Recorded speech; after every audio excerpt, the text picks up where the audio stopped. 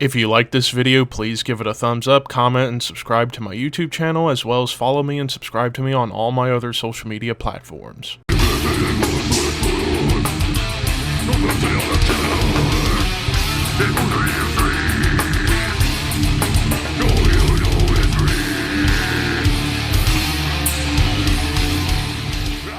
What's up, Thrashers, and welcome back once again to the ThrashManiac99 YouTube channel, and I am back with another album review for you guys, and today I am talking about the latest studio offering from British progressive death metalers Rannoch with Conflagrations.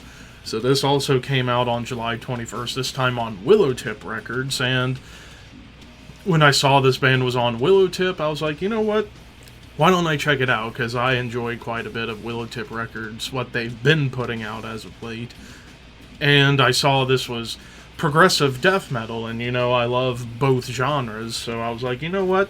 How about we take a look at this album? And, well, spoiler alert, there's a lot of cool stuff to talk about on this album. So kicking things off with Degenerate Era, the shortest track of the album, it's under 3 minutes. It's largely about clean guitar melodies, but then the heavy guitars do come in with sweet drums and like a moody tremolo riff. It was kind of a short song to kind of get the album going, but then you get to Prism Black.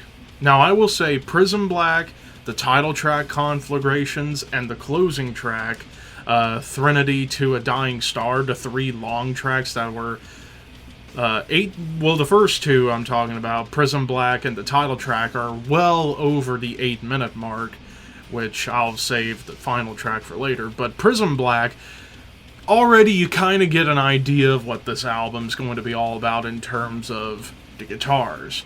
Like, it's pretty heavy, and you get the occasional jinty H-string tone. And you know me, I'm not the biggest fan of when bands overuse that 8th string on an 8-string guitar, like just have the judum, judum, judum, judum, judum. It does get old after a while. Thankfully, this album does not overuse that jinty guitar tone. Thank God, otherwise I probably wouldn't have been into this album very much. But they use it very sparingly and only for when the moment calls for it.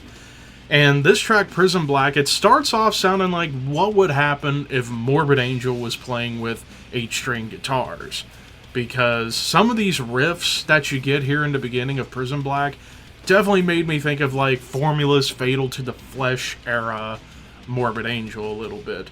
Then you get some real brutal sections, lots of blast beats, even some thrashy moments, and really, Prism Black's the only time on the album where you get like any kind of thrashy energy to it. And then it turns into this like soothing acoustic part with some tuneful, clean vocals. Now, that's another big highlight.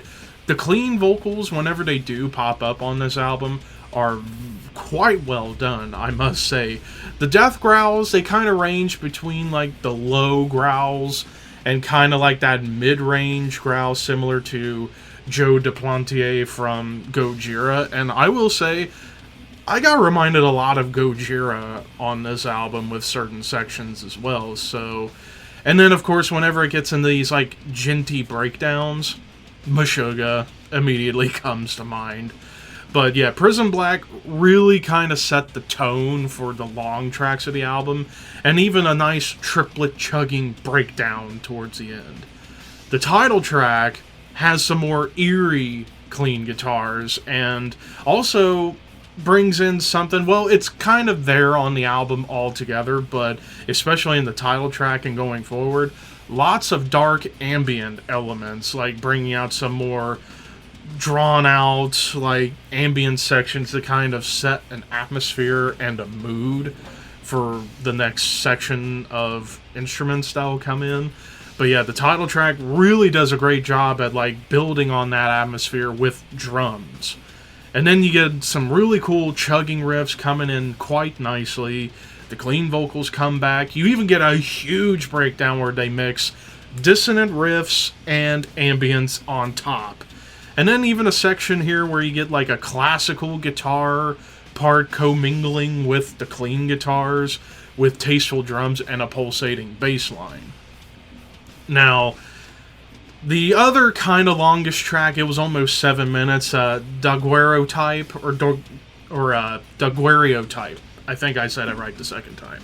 This song brings in more of those Meshuggah elements with the djenty breakdowns, but in the beginning you get blast beats and atonal dissonant riffs all in triplet form, kind of like a more proggy Immolation to some extent, which I brought up Immolation in the Ageless Summoning review I did yesterday. But here, more like nasty tremolos, like this track as well as the other shorter track, Threads, which was under 5 minutes, have some nasty, dark tremolo riffs that scream classic Morbid Angel right there. But here in Daguerreotype, yeah, you get tremolo riffs, chugging riffs, coming together with pinch harmonics. But there's also some really cool melody that comes in quite nicely. Now, the one track I could have lived without, Earth Recycle, it was 3.5 minutes of just nothing but dark ambience and nothing else really for it. So I would have just scrapped that song and then lead directly into the final track, Threnody To a Dying Star. Almost 17 minutes of just musical composition. Not just songwriting, musical composition. Like starting off clean melodies into a melodic lead, clean vocals carrying the narrative, and then you get some clean guitar parts that kind of have a little bit of a Between the Buried and Me vibe. And this song in particular has, let me count, 1, 2, 3, 4, 5, 6 guitar solos, and they were all done quite well, and they were all different. Like, you had a couple that were more melodic, then you had more atmospheric leads, and you had some shredding leads where the guitarist is just going to town on the instrument. But also on this track, you get a lot of Dream Theater vibes in the first quarter of the song.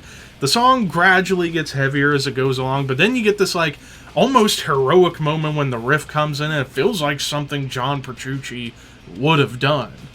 Then you get more dissonant riffs, chugs, pinch harmonics, breakdowns. Even a piano comes in on top of a nice bass line with cool drum flare similar to BT Bam. The guitars have some tasty licks going, great dynamics, and more clean vocals, the piano and violin even to kind of set a darker mood heading in towards the ending parts of the song. So yeah, like overall when it comes to this whole album, they were going for all sorts of influences. Morbid Angel, Gojira, Meshuggah, and Dream Theater, and even Between the Buried and Me. Like, you get pretty much a hodgepodge of all those bands, maybe a little hint of Immolation thrown into a blender, and that's this album.